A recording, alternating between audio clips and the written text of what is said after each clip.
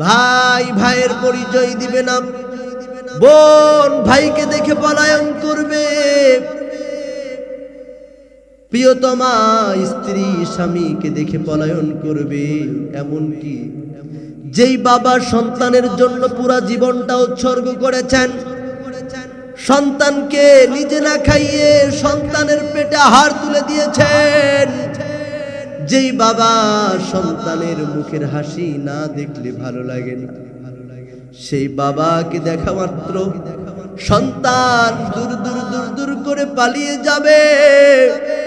শুধু কি তাই, যেই জনম দুঃখিনী মা 10টি মাস গর্ভে ধারণ করেছেন, 2টি বছর দুধ পান করিয়েছেন, সন্তান না খাইলে মা খায় না, সন্তান না ঘুমাইলে মা ঘুমায় না, সেই মাকে দেখা মাত্র সন্তান পালিয়ে যাবে।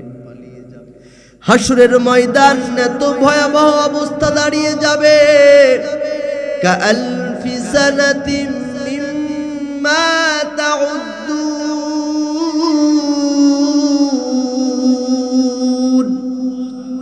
50,000 বছর দাঁড়িয়ে থাকতে হবে, 50,000 বছর দাঁড়িয়ে দাঁড়িয়ে হিসাব দিতে হবে।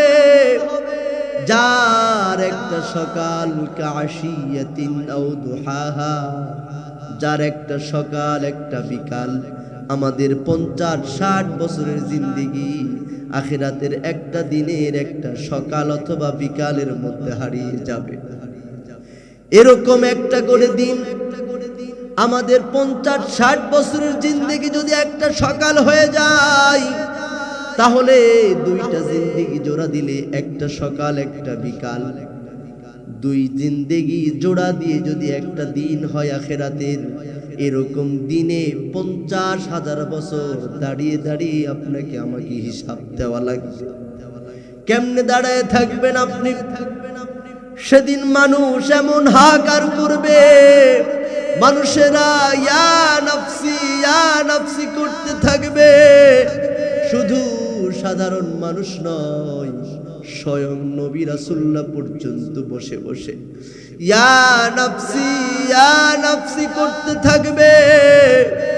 কেউ সেদিন কথা বলার মতো সুযোগ পাবে না।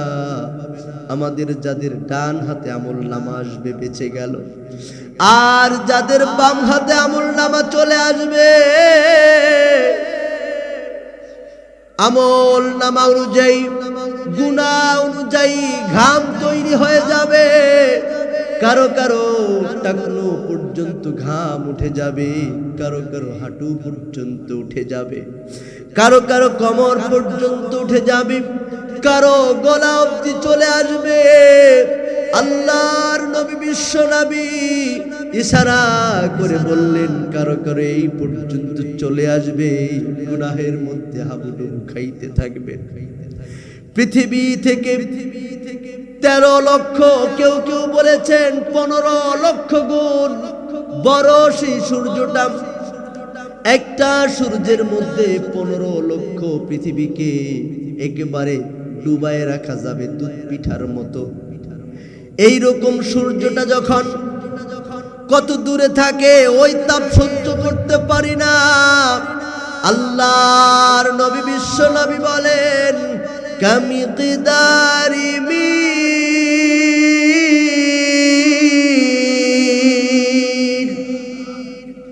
ওই 13 লক্ষ গুণ বড় সূর্যটা মাথার একেবারে 1 বিঘত উপরে যখন চলে আসবে, মাথার মগজগুলো টকবক টকবক করে ফুটতে থাকবে। ফুটন্ত তেল যেমন টকবক টকবক করে ফুটতে থাকে, এরকম টকবক টকবক করতে ফুটতে থাকবে। কানের ছিদ্র দিয়ে বেরিয়ে যাবে, নাকের ছিদ্র দিয়ে মাথার মগজগুলো গলে গলে পড়ে যাবে, নাড়ি ভুঁড়িগুলো গলে গলে পিছনের রাস্তা দিয়ে বেরিয়ে যাবে। কেমনে সহ্য করবেন আপনি? চিৎকার, এত জোরে জোরে চিৎকার মারবেন, কেউ আপনার চিৎকার শুনবে না। আল্লাহর নবী বিশ্ব নবী বলেন, সেই কঠিন ময়দানে মাহশারের দিনে এমন ভয়াবহ অবস্থায় রব্বি কারীম কিছু সংখ্যক মানুষদেরকে খুঁজে খুঁজে বের করে তিনি জান্নাতের প্রথম কাতারে শামিল করে দিবে। তারা হচ্ছে তারাই যারা দুনিয়ার জমিনে বেশি বেশি রবের শুকর আদায় করবে, ফিসসাররাই ওয়াদ-দাররা, বিপদে মুসিবতে আলোতে আধারে সুখে দুঃখে যারা রবের শুকর বেশি বেশি আদায় করবে তাদেরকে সেদিন কঠিন দিনে ডেকে ডেকে খুঁজে খুঁজে যিনি জান্নাতের প্রথম কাতারে শামিল করে দিবেন তিনি কে? বলুন একবার আলহামদুলিল্লাহ, বলেন না আলহামদুলিল্লাহ। কলিজার টুকরা ভাইয়ের আমার, আমি আপনি দাঁড়িয়ে আছে, টুপি আছে, নামাজ পাঁচ ওয়াক্ত সামনে বসে আছি, কিন্তু আমি ইমানদার কিনা, আমি রবের গোলাম হতে পেরেছি কিনা, এটা আমি কেমনে বুঝবো? ঠিক না ভাই? ঠিক। আল্লাহ আমার উপরে রাগ হয়ে আছেন নাকি খুশি হয়ে আছেন, কেমনে বুঝবেন মুসলমান? আমি আজকে নিয়ত করেছি কোনো আজে বাজে কথা বলবো না, কোরআন হাদিস থেকে দুটো কথা বলবো, একটু দিল দিয়ে শুনবেন ইনশাআল্লাহ। আমি আমার জীবনের শেষ বয়ান মনে করে করছি, আপনারাও জীবনের শেষ বয়ান মনে করে শোনেন। মা বোনেরা, আপনারা দিলের কান লাগাই দিয়ে শোনেন। আল্লাহর নবী, বিশ্ব নবী বলেন, আমি যখন জাহান্নাম যখন ভ্রমণ করি, জাহান্নাম যখন ভ্রমণ করে আসি, সেই জাহান্নামে আমি অধিকাংশ নারীদেরকে দেখেছি। বলেন না নাউজুবিল্লাহ। এই জন্য কালুপাড়ার মায়েদেরকে বলবো, মায়েরা দিলের কান লাগাই দিয়ে শোনেন, যেখানেই থাকেন না কেন মৃত্যু তো বরণ করতেই হবে। কথা বলেন ঠিক না ভাই? ঠিক। মরতে হবে তো বাবা, নাকি মারা যাব নাকি?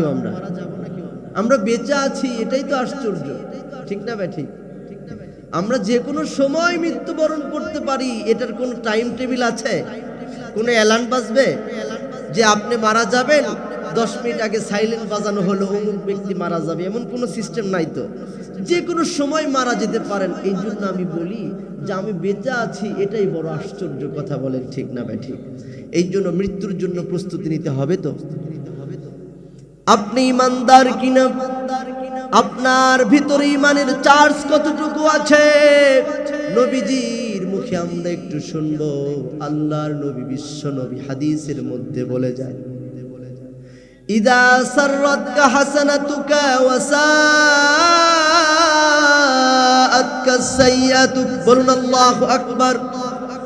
যখন আপনি দেখবেন নামাজ পড়তে বেশি ভালো লাগে, কোরআন শুনতে বেশি দিলটা টানে, কোরআনের মাহফিলে যেতে আপনার বেশি ভালো লাগে, যখন আপনি দেখবেন দিনের কাজে সময় দিতে আপনার বেশি ভালো লাগে, তখন আপনি বুঝবেন আপনার হৃদয়টাকে যিনি ইমানের নূর দিয়ে পরিপূর্ণ করে রেখেছেন তিনি কে। আর যখন আপনি দেখবেন নামাজ পড়তে ভালো লাগে না, কোরআন তিলাওয়াত করতে ভালো লাগে না, যখন আপনি দেখবেন গান বাজনার দিকে আপনার মনটা বেশি টানে, তখন আপনি বুঝবেন আপনার হৃদয়টা আর নূর দিয়ে পরিপূর্ণ নাই, আপনার হৃদয়টাকে শয়তান পুরোটাই দখল করে ফেলেছে। কথা বলেন ঠিক না বেটি? এই জন্য আল্লাহ পাক রব্বুল আলামিন বলেন, ওয়ালা তাত্তাবিউ খুতুওয়াতিশ শাইতান ইন্নাহু লাকুম আদুউম মুবিন। বলুন আল্লাহু আকবার। আল্লাহ পাক বলেন, তোমরা শয়তানের ইত্তেবা করো না, শয়তানের পদাঙ্কনকে অনুসরণ করো না, কারণ শয়তান তোমাদের প্রকাশ্য শত্রু। এই শয়তান আমার সাথে চ্যালেঞ্জ করেছে, আল্লাহর সাথে চ্যালেঞ্জ করেছে। আল্লাহকে ডাক দিয়ে বলছে, লা উগুইয়ান্নাহুম, ওগো মালিক, ওগো আল্লাহ, আপনার গোলামেরা মৃত্যুর পথযাত্রী হওয়ার আগেই তাদেরকে আমি জাহান্নামগামী করে ফেলবো। আমার আল্লাহ ডাক দিয়ে বলছেন, ইল্লাল মুখলাসিন,